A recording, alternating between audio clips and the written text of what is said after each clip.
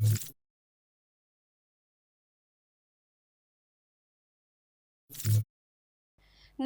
હું છું પ્રિયા અને તમે જોઈ રહ્યા છો જનતા કી જાણકારી ન્યૂઝ। નજર કરીએ આજના સમાચારો। દિયોદરના રૈયા ગામે ચોર ટોળકીએ ધાર્મિક મંદિરને બનાવ્યા નિશાન। એક જ રાતમાં 5થી વધુ મંદિરોમાં ચોર ટોળકીનો તરખાટ। ચોર ઈસમો મંદિરમાંથી સોના ચાંદીના દાગીના સહિત અંદાજિત 5 લાખના મુદ્દામાલની ચોરીની આશંકા। એક જ રાતમાં 5 ધાર્મિક મંદિરોને ચોર ટોળકીનો નિશાન બનતા ગામમાં ફફડાટ। અલગ અલગ 5 મંદિરમાંથી સોનાના ઘરેણાં, ચાંદી છત્રો અને દાનપેટીમાંથી રોકડ રકમની ઉઠાંતરી। દિયોદર પોલીસ ઘટના સ્થળે દોડી આવી તપાસ હાથ ધરી।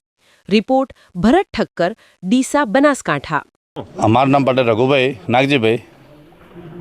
રૈયા મહાકાળી મંદિર, બ્રહ્મણીમાં, શક્તિમાં, ચામુંડામાં અને પેલિયાદર સધીમાના 5 મંદિરની અંદર રાત્રે ચોરી થઈ છે। જે વહેલી સવારે ખબર પડતા પોલીસ સ્ટેશનમાં ફરિયાદ આપી, પોલીસ તપાસમાં આવી છે અને અમારા રૈયા સમગ્ર ગામની એક જ માંગ છે કે વહેલીમાં વહેલી તકે ચોરને પકડી અને દરેક મંદિરનો જે મુદ્દામાલ છે એ અમને સૌને ગ્રામજનોને પરત આપે એવી અમારી નમ્ર વિનંતી। દરેક જગ્યાએ અલગ અલગ દાનપેટી, રોકડ રકમ 4-5 લાખ જેવું 5 મંદિરનું થઈ અને એટલો મુદ્દામાલ લગભગ ચાંદીના દ્વારા થતો હશે।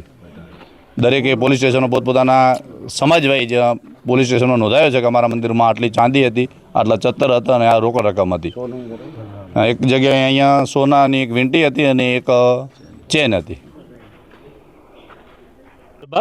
ટીછાડાવાસ એના અંદર મકળંગનું મંદિર બનાવેલું હતું 2 મહિના પહેલાં।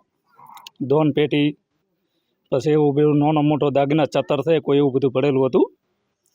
ત્યાં લોકો રાતે ચોરી થઈ ગઈ એટલે પોલીસને પૂરેપૂરી તપાસ કરી ચોર પકડવાની માગ છે અમારી લોકોની બધાની।